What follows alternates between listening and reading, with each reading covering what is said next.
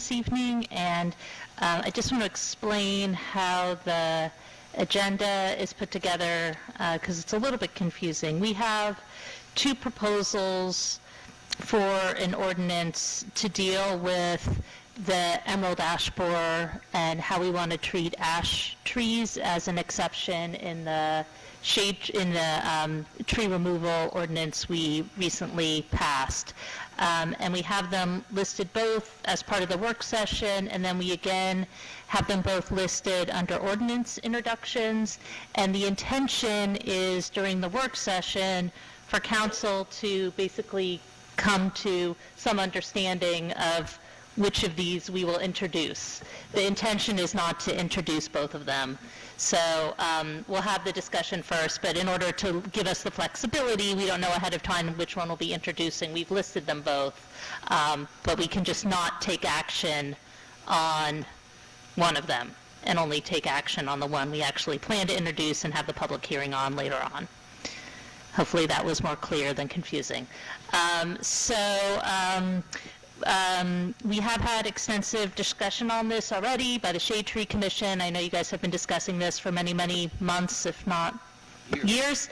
And we've had extensive discussion on council, but I did want to have some time tonight for Councilman Simon to explain his proposal, and then for the Shade Tree Commission to explain their proposal, and then we can have a discussion on council to see where we are, and then move on from there. So, Mr. Simon, as part of this work session, did you want to? Well, and I actually don't particularly care who goes first, so if the Shade Tree Commission wants to go first, since it's a shade tree ordinance we're talking about, I'm happy to cede the floor. If you'd rather that I go first, it's fine. I don't really care. Would you prefer to go first, or would you prefer that I talk first and then you guys talk? It doesn't matter to me. It's a work session, so frankly, we're considering it all together. Yes. All right. So the first version, which has my name attached to it, is a very simple exclusion. It basically says that we're making an exception as a requirement for getting a permit from any replacement costs for ash trees, because at least as of the information we saw before this meeting, 100% of untreated ash trees would be killed by the emerald ash borer. It's the most virulent pest that we've seen with respect to trees. And it's expected to be expensive, both for the town, in terms of our municipal costs, and also for individual residents in terms of costs on their property to begin with. And my thinking in proposing the simple, direct exception is this is going to be a financial burden. It's also going to, frankly, fall unevenly on people. Some people are going to be hit pretty hard by it. And I think the town should be doing everything we can to mitigate that financial burden and not take any steps that would make it any worse. So that's the thinking behind it, and it's really pretty much that simple. So just to make sure I understand, so all it does is it says you're exempt from the fee if you want to take down an ash borer. From the fee and the permit, the first version, right? Yes. So it's legally clear, right? I mean, there's no complexity to it. There's no complexity at all. It's very clear that it's an exception to the permitting requirement and the fees and the replacement requirement. The question I have, can anyone take down an ash tree without any notification to our arborists? Or should is there a notification? In the version that's listed under my name, there's no notification required. In the version that's coming from the Shade Tree Commission, there is a permit requirement and there's also a replacement requirement. The fee is waived on the permit, right? And am I getting it right? Let's let them do that. Yeah. Okay, so in the first version, I'll speak to the version 1, all right? Let them explain version 2.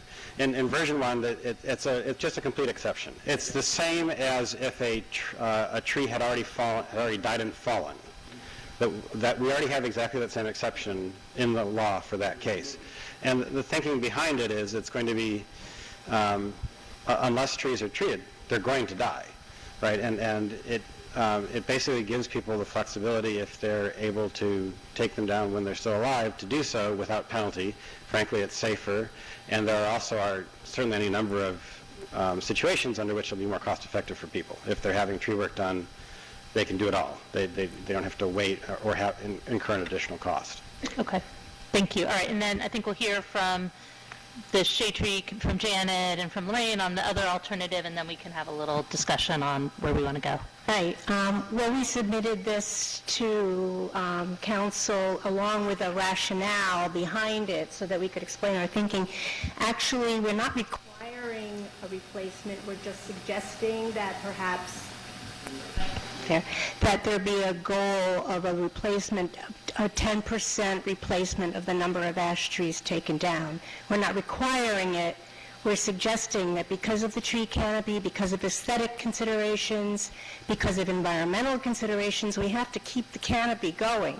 And we're just hoping that people who do take their ash trees down, which they should do in a proactive manner, along with treating some that are in excellent shape, that's what we're hoping, that if they take them down, they will also think about replacing 10% of them with a minimum of, a suggested goal of a minimum of 1. And that's really because, the Shade Tree Commission our purpose is to promote to keep the canopy going.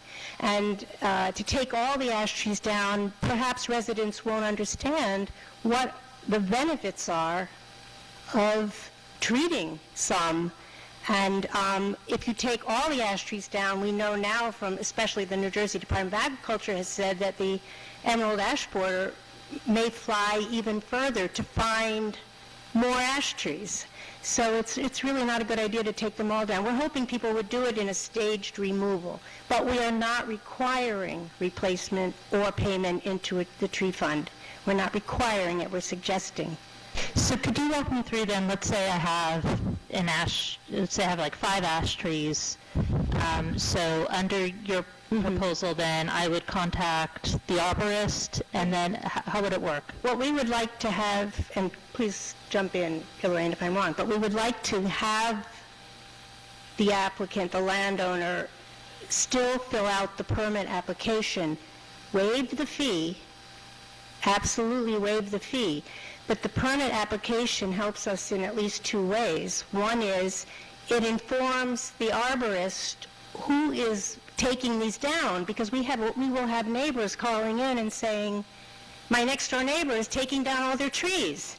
She can then easily check to see whether in fact that was a property for which she had been notified that there were ash trees to be taken down. Is that? Yeah, that's true, because neighbors often call and say if someone is going to take down 25 ash trees in their yard, part of that permitting process is that they're supposed to notify their adjacent neighbors, so the neighbors are informed, so that if someone has something they're concerned about, and by them telling us how many, I will go to visit, I have a lot of requests already for ash trees coming down, and sometimes they're misidentified. People they want to take down elm trees, they think it's an ash tree, or a Norway maple, they think it's an ash tree. So, you don't want to just kind of have this broad brush exemption. You need to have a little bit of regimentation to how you go about doing it. We're going to say yes, we're going to allow people to do it, but we just want to be sure we know what they're doing. And the idea is that on some properties where people will want to cut down every ash tree, there will be nothing left in those yards. And that greatly impacts the neighbors, it greatly impacts the streetscape, it impacts all the little environment of that neighborhood. So the idea, the goal of replacing 10% of the total number of ash trees on the property is not that overwhelming. The other reason, I'll just read this quickly because it's better the way we stated it. We would require the application. It helps ensure that the landowner is familiar with local, state, and federal requirements for safe removal and disposal of ash trees.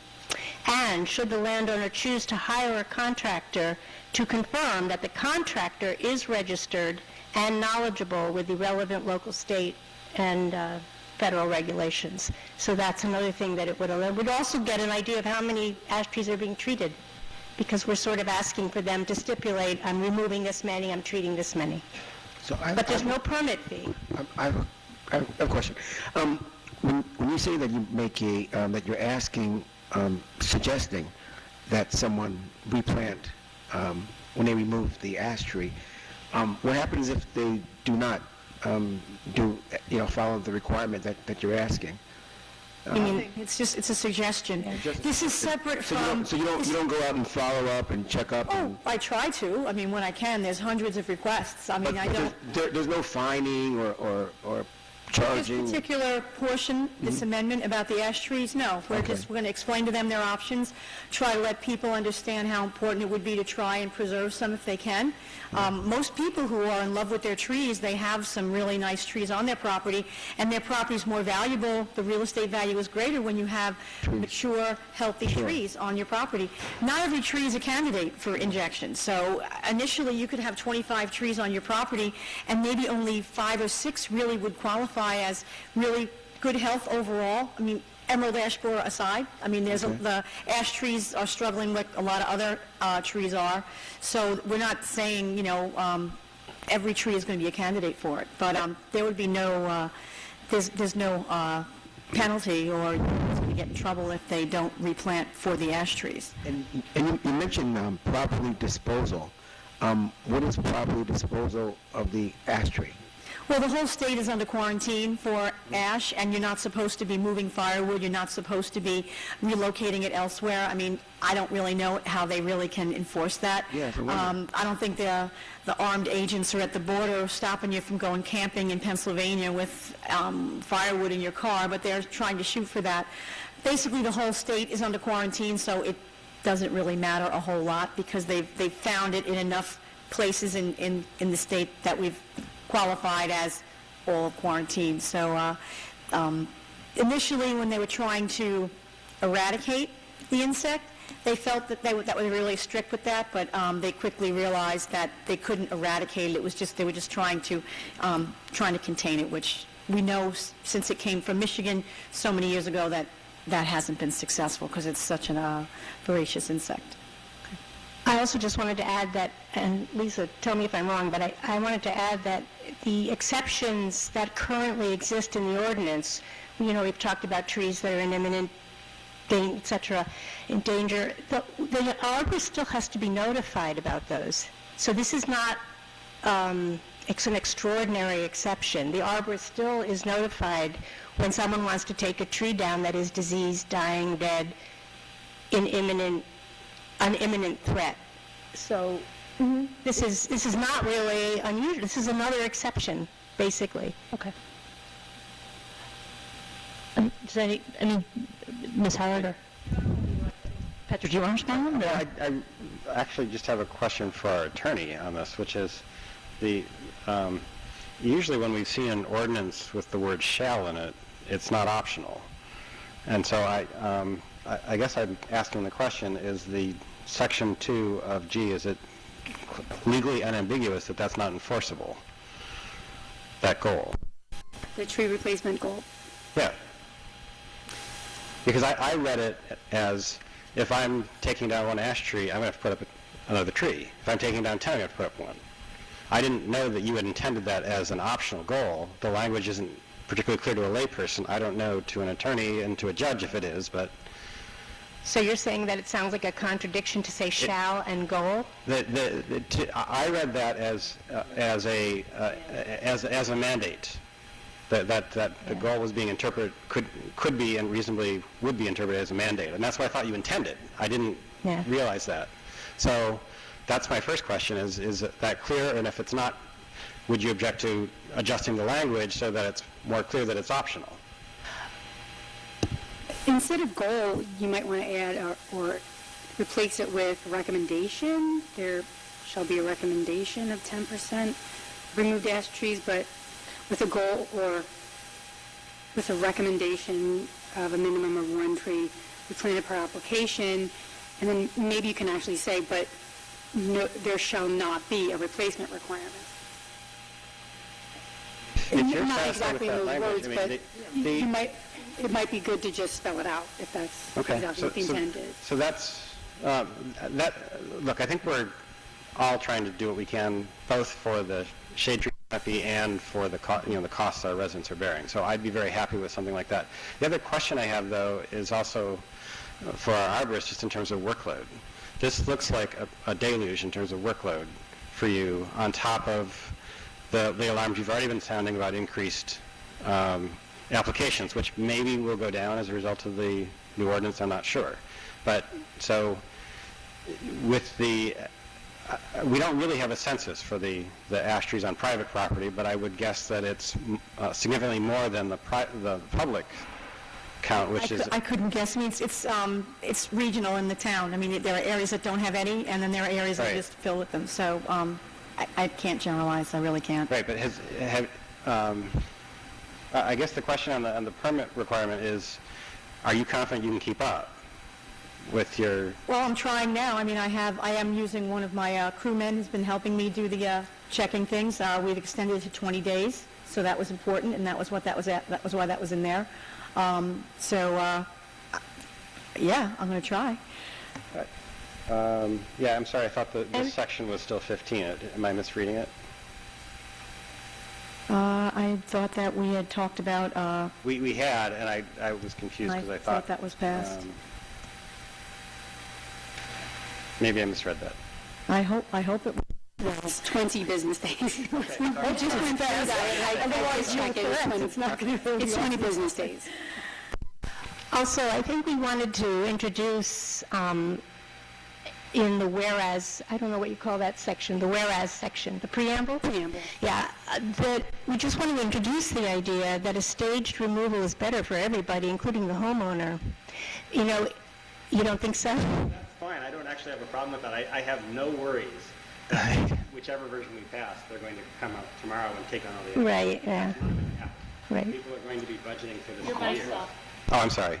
People are going to be budgeting for this for years, right? So Yeah. I don't think we have any worry that all the ash trees are going to come down. So that might also ease the load on the arborist, because they won't be all coming at once. Well, there'll be a rush. Yeah. I think we'll feel that, but... Was there a recommended word change in? Yes, Ms. Maddox, did you catch it? And do you have it? I'm working on it. I'll get Working on it, yeah. okay, sorry. Was there any other discussion then, Ms. Butler? I share Patrick's concern, and I'm just wondering whether there's a way that we can keep track of this inventory. If we're waiving the permitting fee, but we're still incurring a lot of municipal expense, having Lorraine go out and check on these. And I understand that we may occasionally catch someone taking down an elm, mistakenly thinking it's an ash, although aren't they going to have professionals? I mean, the size tree that requires a permit, it doesn't, then we're also trying to capture people in the Venn diagram who can take down the tree themselves, so it has to be large enough to need a permit, but then they're also taking it down themselves, and they happen to mistake the, it seems like it's a pretty small subset that we're catching, and I continue to be concerned, not that I don't think you're doing an excellent job, but at some point, this is going to be an overwhelming problem. And so I appreciate the goals of the Shade Tree Commission. I think we do want to keep track of the magnitude of the problem. We do want to continue to educate and encourage people to replace the canopy. I'm just wondering whether we have to do it by ordinance and whether this is the best mechanism to do this. I mean, ordinances aren't a good educational vehicle. Most people don't sit around reading their ordinances, even if they're taking down an ash tree. So, I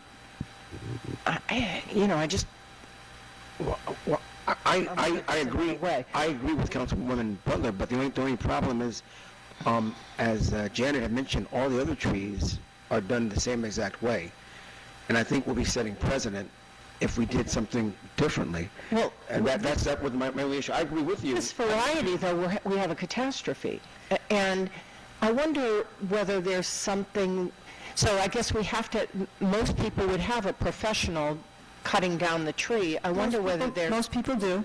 I mean, most people in town who are going to behave and who are going to follow the rules that we all have Right. already, there are plenty of people out there who try to, and who accomplish what they want to do on the weekends when I'm not around, or no one's down in the office to answer the call when Mrs. Jones is calling to complain about something going on next door. So you'll always have that segment of the population that's going to break the rules, whether we have rules or not. So I wonder if we could electronically, though, have some sort of system where if you went online, theoretically, to just permit online or get permission online, but, like the airlines, you have to accept that you've looked at the, carry-on policy, and then you've looked at the, you have to agree that you've know the replacement, or that you've identified the tree, or, before you get some sort of permit that you could print out at home.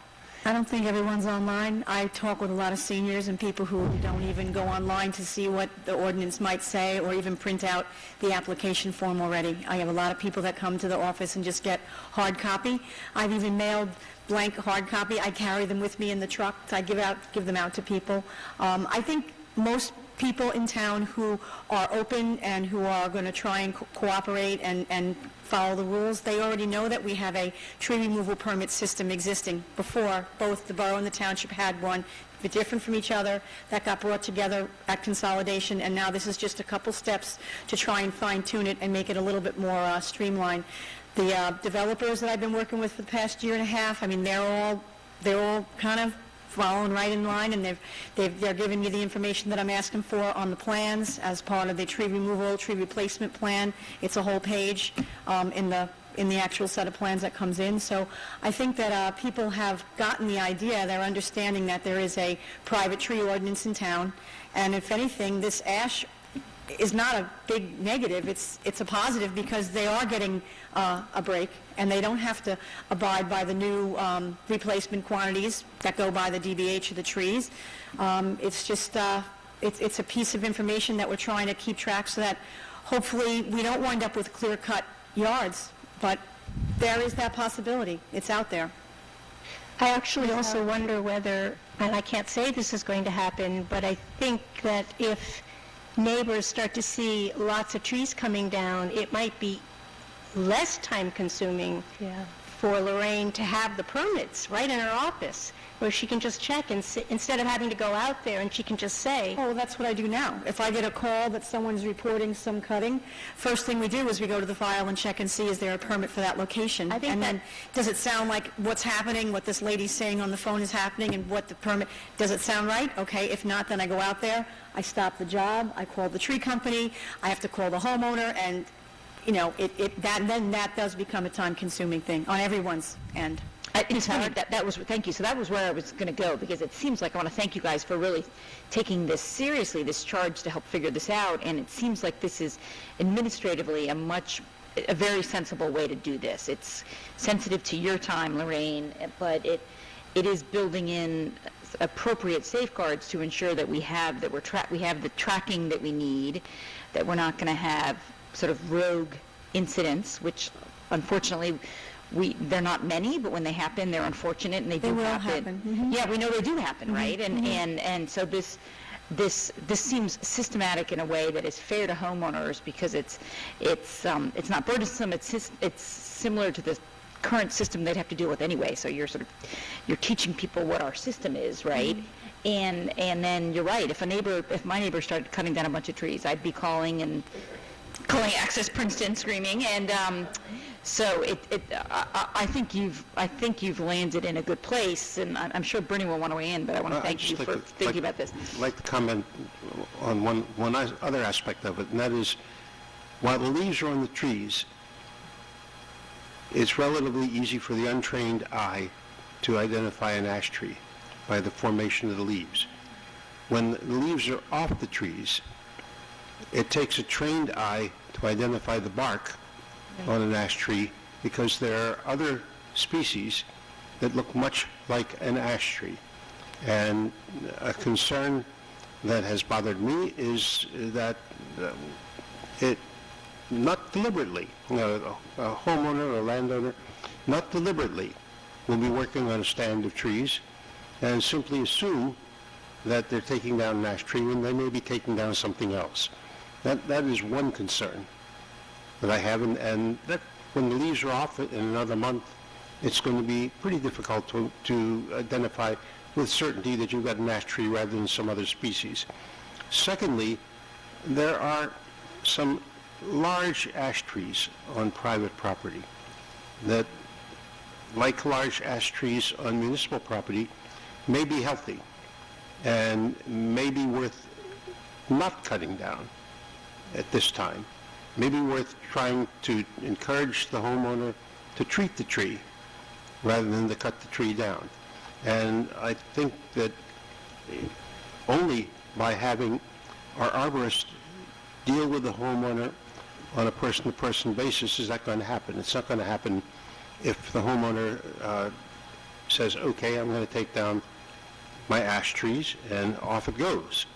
So I think that there are good and logical reasons for the permitting. There are good and logical reasons for waiving the fee for the permit, and there are good and logical reasons for encouraging the homeowner to replace the ash trees that are taken down, but not requiring them, because the homeowner is going to be faced with the cost of taking the trees down, and replacing them is going to be another financial burden. And I just want to add a side comment to it, and that is that when we explored ways of ameliorating the cost impact of the emerald ash borer on homeowners, we found that there is virtually nothing that the municipality can do to lessen the cost burden on the individual homeowner other than waive the permit fee. We can't have the homeowner make a donation to the municipality for treating the tree, consider it a donation to the municipality, treating a tree on private property. We can't in any way impact the property assessment, because, believe it or not, I was told that landscaping is not considered when the property is valued for tax purposes. So all we can do is to waive the permit fee, and beyond that, try and encourage homeowners to save those ash trees that might be saved, that are still healthy, and might survive for a period of time, or might survive. After all, there are still elm trees in Princeton, even though we had an elm tree blight back in the 1970s that was going to wipe out all the elm trees. And I think that what is being proposed by the Shade Tree Commission is a reasonable and rational way of going about it. Can I make a motion? I think that we're all on the same page. Yeah, but we're still in the... I think that Lisa's going to... Yes. The wording? I think it would be prudent to eliminate concerns of ambiguity, to kind of reorder the language under G2 of the Shade Tree Commission's proposed ordinance as follows. There is no requirement for a permit application to include a tree replacement plan under Section 22-13D, except that there is a recommended tree replacement goal of 10% of removed ash trees, with a recommended goal of a minimum of one tree replanted per application. The replanted trees, in parentheses, if any, shall, if site conditions permit, be planted in the same or contiguous locations on the premises. So it's using the same language, but just essentially reordering things. And Did you drop out the 10% though? Because I thought it was also, it was... I think she left it in there. Did you say that? Okay, I just didn't hear. All right, great. so it's essentially reordering, taking out shall and putting is. So there's little less confusion, but I think if you start with the, Sounded fine with me. I don't know if everybody got it. if you would be starting with I got it. the language that explicitly state there Recommendation. is no tree replacement requirement, except that there's this recommended goal. Yeah, I think then it's a little clearer to anyone reading. Okay, well, it sounds like, I mean, we're still in the work session, and then, well, we have the streetscape design standards on the agenda before we get to the ordinance Is introductions. there any problem with just, Well, I think we have to amend the agenda I move that we amend the agenda. to put the ordinance introduction next. Okay. So amending the agenda, moved by Ms. Howard, seconded by Mr. Liverman. All in favor of amending the agenda? Aye. Okay. And is there a motion to introduce did you want to introduce the shade tree version? I make a motion that we introduce the shade tree version with the necessary corrections, the changes that our attorney had made. And just to be clear for the record, that's 2016-40. Version is proposed by the Princeton Shade Tree Commission, an ordinance by the Municipality of Princeton concerning trees and shrubs, and specifically the infestation of the emerald ash borer, and amending the code of the Township of Princeton, New Jersey, 1968. And is there a second? Seconded by Mr. Miller. Is there any further discussion? Yes. Did you want to say something? I just want to say, I appreciate the goals, and I don't disagree with anything. I appreciate that you've moved on this, that you want to waive the fee, that there's no replacement, or no replacement, it's just a goal. But we spend so much on technology, and this is an area where I think I can't do it, but I think a solution should be found. You should be able to find a solution to this if we had the right pieces in place. I just don't think it's that difficult to be able to do this online. When you said you go to the file, I mean, I don't understand why this isn't online. To be able to keep this information online. When you said that you get a call, the first thing you do is go to the file to see if there's, it's just disappointing This is to me. just, this whole management of this tree stuff is one task that's done by existing office staff, and we kind of, it's, we don't have an IT person in our office I know to you sit don't. there and set the whole thing up. I mean, we have an Excel spreadsheet. We can pull it up. We print it out. My coworkers update that for me, and they give it to me, so I have one in the field with me. And we actually have an accordion file, alphabetical, filed by the name of the street. I mean, it's not by the person's name. It's by street name. So anyone it's very easy to look it up. It does take a little bit of time, but basically you can refer to it pretty quickly. I'm